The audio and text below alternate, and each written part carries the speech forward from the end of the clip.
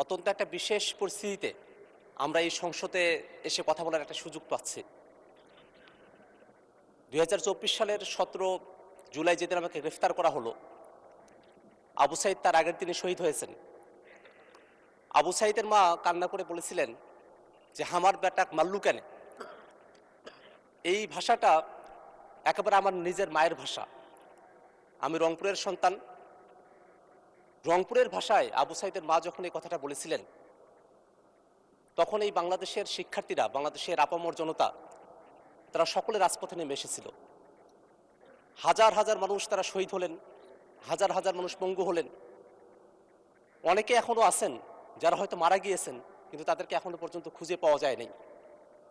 এমন বিভৎস একটা সময়ের মধ্য দিয়ে বাংলাদেশের মানুষেরা আমরা সকলে মিলে ঐক্যবদ্ধ হয়ে আমরা সে আন্দোলনে ঝাঁপিয়ে পড়েছিলাম।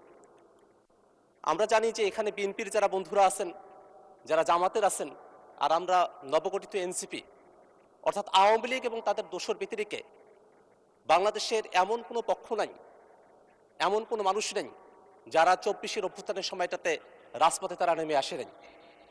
এই সংসদটা সেই দিক দিয়ে একটা ঐক্যবদ্ধতার প্রতীক, যে এই সংসদ ফেসিবাদ বিরোধী ঐক্যবদ্ধ পক্ষের সংসদ হিসেবে প্রতিষ্ঠিত হয়েছে। মাননীয় স্পিকার, এই সংসদে রাষ্ট্রপতির বক্তব্য হয়েছে।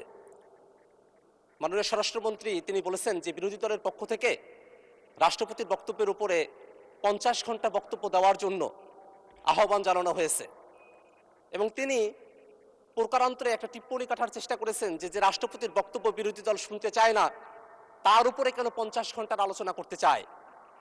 মাননীয় স্পিকার, তিনিও খুব ভালো করেই জানেন যে অফিস অব দ্য প্রেসিডেন্ট, রাষ্ট্রপতির অফিস, এই যে পদ, সেটাকে কিন্তু বিরোধী দল কখনো অস্বীকার করে নাই।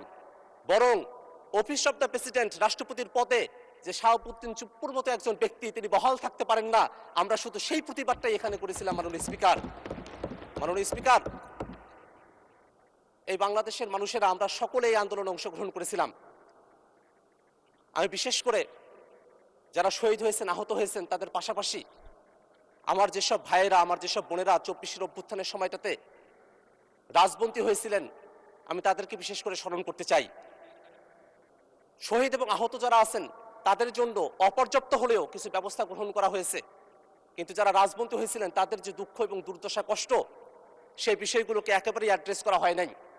এখানে মুক্তিযুদ্ধ মন্ত্রণালয় আছে, জুলাই অভ্যুত্থানের জন্য আলাদা করে একটা অধিদপ্তর করা হয়েছে।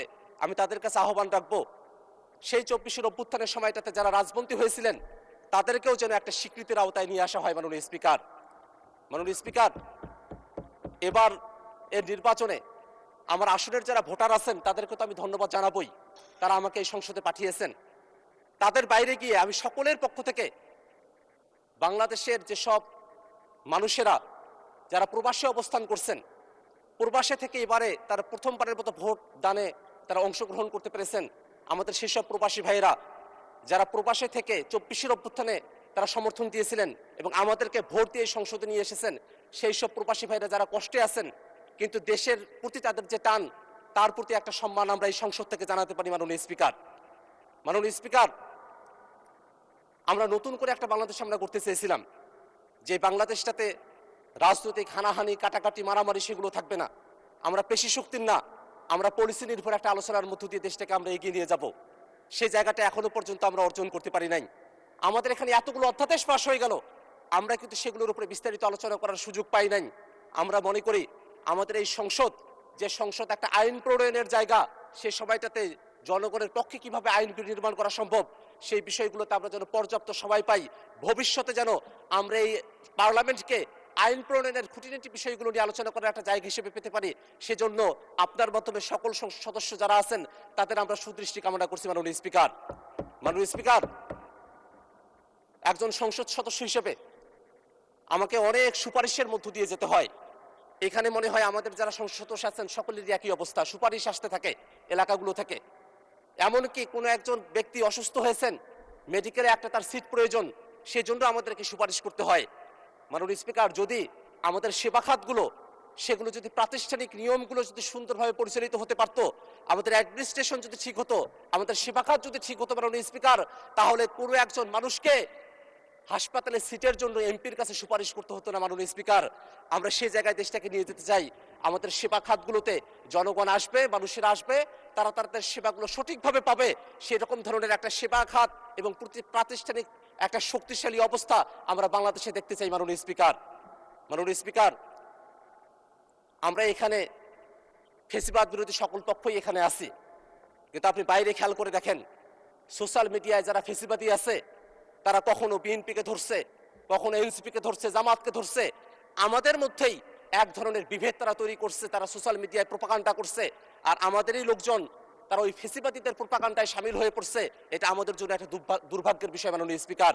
আমরা এই জায়গাটাতে একটা জিনিস বলতে চাই, আমাদের মধ্যে নীতিগত জায়গায় ভিন্নতা থাকবে, পলিসির ভিন্নতা থাকবে, কিন্তু এই বাংলাদেশকে ধারণ করার ক্ষেত্রে এই সংসদের আমরা যারা আছি আমাদের কোনো পার্থক্য থাকবে না, সেটা আমরা নিশ্চিত করতে চাই মাননীয় স্পিকার।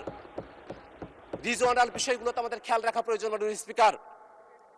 আমরা এমন একটা রিজিওনে, আঞ্চলিক একটা অবস্থায়, পৃথিবীর এমন একটা স্থানে আমাদের অবস্থান যেখানে আমরা অনেকগুলো বাস্তবতার সঙ্গে আমরা জড়িয়ে আছি। এই বাংলাদেশে শরণার্থীদের ঢল নামানো হতে পারে সেই ধরনের চক্রান্ত আশেপাশে চলছে মাননীয় স্পিকার। বিভিন্ন জায়গায় রোহিঙ্গারা অলরেডি চলে এসেছে, আবার আমাদের প্রতিবেশী দেশ থেকে আবার যে মুসলমানদেরকে বের করে দিয়ে আমাদের দেশে শরণার্থী হিসেবে ঢল নামানো হবে না তার কোনো গ্যারান্টি নেই মাননীয় স্পিকার। এই কারণে আমরা এই বাংলাদেশের যারা মানুষেরা আছি আমাদেরকে একতাবদ্ধ থাকতে হবে। আমরা সেই ৭১-এ, ২৪-এ প্রত্যেকটা সময় জাতিগতভাবে আমরা যেমন একত্রিত হতে পেরেছিলাম, তেমনি ভাবে এই বাংলাদেশের স্বাধীনতা সার্বভৌমত্বের উপরে, বাংলাদেশের জনগণের উপরে যদি কোনো ধরনের পরাধীনতা চাপিয়ে দেওয়ার চেষ্টা করা হয়, সে সময়টা তো আমাদেরকে ঐক্যবদ্ধ থেকে বাংলাদেশের জন্য কাজ করতে হবে মাননীয় স্পিকার।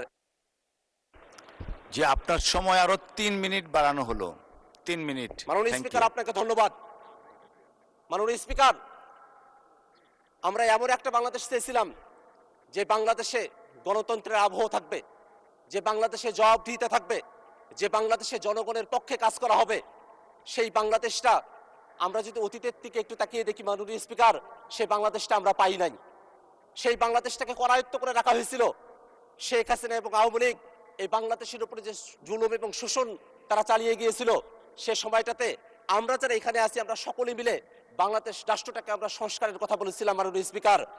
এই যে এখানে আমরা যারা আছি সকলে আমরা বলেছিলাম শুধুমাত্র হাসিনা বা আওয়ামী লীগের সমস্যা না, বাংলাদেশের সংবিধানের মধ্যে ফেসিবাদের যে উপাদানগুলো আছে যেগুলো একজনকে হাসিনা করে তোলে, আওয়ামী লীগ করে তোলে, সেই উপাদানগুলোকে পরিবর্তন করতে পারাটাও আমাদের লক্ষ্য মাননীয় স্পিকার। এই কারণে হাসিনা এবং তার আওয়ামী লীগ বাংলাদেশ থেকে চলে গেছে, কিন্তু একই অবস্থানগুলো, প্রতিষ্ঠানগুলো এখানে রয়ে গেছে। সেই প্রতিষ্ঠানগুলোতে হাসিনাকরণ করা হবে না, আওয়ামী লীগীকরণ করা হবে না, অর্থাৎ ফেসিবাদী যে হয়ে উঠবে না। সেই জন্য আমরা সংস্কারের প্রস্তাবনাগুলো নিয়ে এসেছিলাম মাননীয় স্পিকার। সেই সংস্কারের প্রস্তাবনাগুলো এখন কতটা আধারে পড়ে গেছে, সেই সংস্কারের প্রস্তাবনাগুলো, সেগুলো নিয়ে এই সংসদের মধ্যে এমনও কথা বলা হয় যে জুলাই সনদ নাকি আননেসেসারি, এমন ধরনের কথাও তারা বলেছেন। আমরা বলতে চাই মাননীয় স্পিকার, আমরা যারা এখানে আছি আমরাই যে সবসময় দেশের ক্ষমতায় থাকবো, আমরাই যে সবসময় সংসদে থাকবো, এর তো কোনো বাধ্যবাধকতা নেই, এমন কোনো বাস্তবতাও নেই। সবার ওকে যেটা কর্তব্য মাননীয় স্পিকার, এতগুলো মানুষ আমাদেরকে ভোট দিয়ে এখানে পাঠিয়েছে, এত শহীদের রক্ত আমাদের এই সংসদে আসার পেছনে বয়ে গেছে মাননীয় স্পিকার। আমরা সকল মানুষদের প্রতি আমাদের কমিটমেন্টের জায়গা এটাই যে এই বাংলাদেশ রাষ্ট্রটাকে আমরা যদি সুন্দর করে সামনের দিকে পরিচালিত করতে চাই, অবশ্যই রাষ্ট্র কাঠামোর যে ঘুণে ধরা ব্যবস্থা সেটাকে সংস্কার করে গণভোটের যে রায় সেটাকে বাস্তবায়ন করতে হবে মাননীয় স্পিকার। মাননীয় স্পিকার, আমাদের অসংখ্য সমস্যা। আমি যে অঞ্চল থেকে এসেছি, আমার কাউনিয়া এবং পীরগাছা, তিস্তা নদীর অববাহিকায় আমার আসন। তিস্তা নদী আমাদের উত্তর অঞ্চলের লাইফলাইন হওয়ার কথা ছিল, কিন্তু শুকনো মৌসুমে আপনি সেখানে পানি পাবেন না।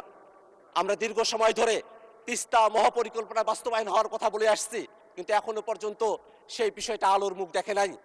এই ক্ষেত্রে একটা কথা বলতে হয় মাননীয় স্পিকার, তিস্তা মহাপরিকল্পনা সহ বাংলাদেশের স্বার্থে যে কোনো প্রকল্প যেগুলোতে বিদেশি হস্তক্ষেপ থাকতে পারে বাস্তবায়ন না করার জন্য সেই সময়গুলোতে আমরা সরকারি দল, বিরোধী দল আমরা দেখব না।